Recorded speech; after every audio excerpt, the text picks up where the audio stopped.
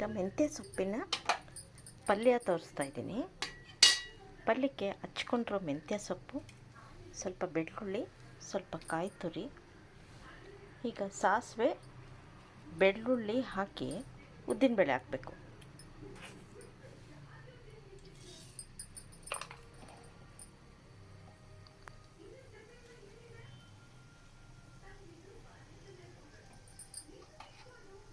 ಬೆಳ್ಳುಳ್ಳಿ ಸ್ವಲ್ಪ ಸಣ್ಣಗೆ ಹಚ್ಕೊಂಡಿದ್ದೀನಿ.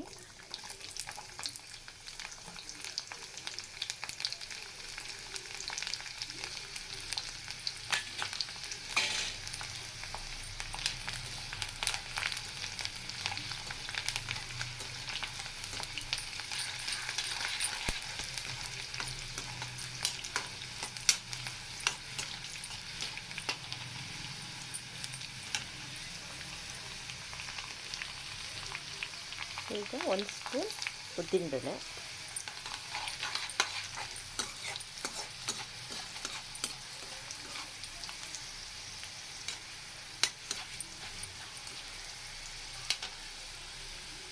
ಈಗ ಹಚ್ಚಿಟ್ಟಿರೋ ಮೆಂತ್ಯ ಸೊಪ್ಪು, 1 ಕಪ್ ಮೆಂತ್ಯ ಸೊಪ್ಪು,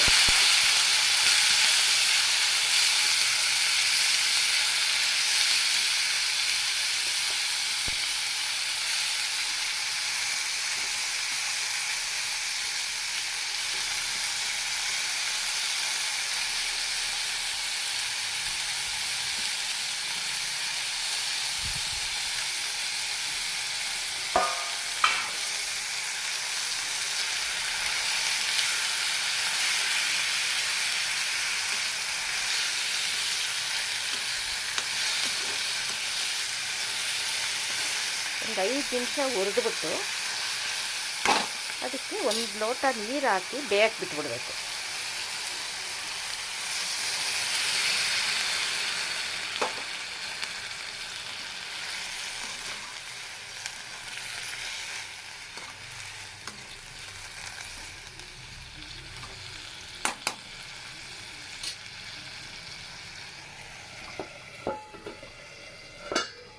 ಇದು ಬೇಯಬೇಕಾದ್ರೆ ನಾವು ಮಿಕ್ಸಿಗೆ ರುಬ್ಕೊಳ್ಳೋಕ್ಕೆ ಸ್ವಲ್ಪ ಕಡಲೆಬೀಜ, ಸ್ವಲ್ಪ ಹಸಿದ ಹಾಗೆ ಕಡಲೆಬೀಜ, ಆಮೇಲೆ ಸ್ವಲ್ಪ ಹುರಿಗಡಲೆ,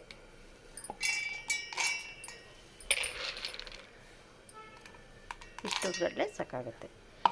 ಆಮೇಲೆ ಹಚ್ಮೆಣ್ಸಿನ ಪುಡಿ ಸ್ವಲ್ಪ, ಇದಕ್ಕೆ ರುಬ್ಬಕ್ಕಲ್ಲ, ಇದು ಬೆಂದ ಮೇಲೆ ಹಚ್ಮೆಣ್ಸಿನ ಪುಡಿ, ಉಪ್ಪು ಹಾಕಬೇಕು.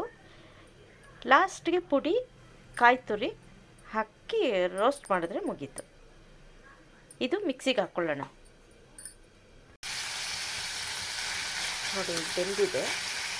ಈಗ ರುಚಿಗೆ ತಕ್ಕಷ್ಟು ಉಪ್ಪು,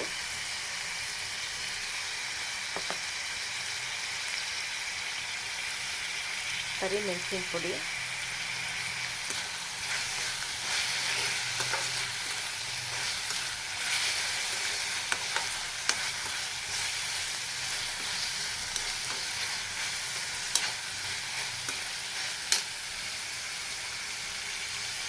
ಹುರಿಗಡಲೆ, ಕಡಲೆಬೀಜ, ಇದು ಪುಡಿ ಮಾಡ್ಕೊಂಡಿರೋದನ್ನ ಇದಕ್ಕೆ ಹಾಕ್ಕೋಬೇಕು.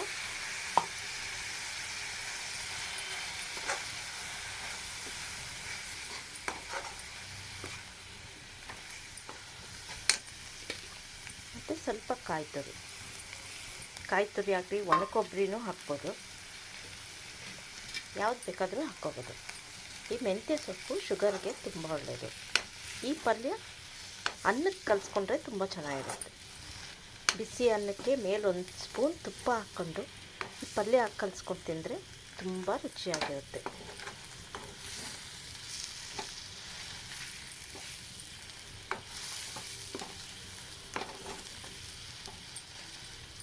ಮೆಂತ್ಯ ಸೊಪ್ಪಿನ ಪಲ್ಯ ರೆಡಿ.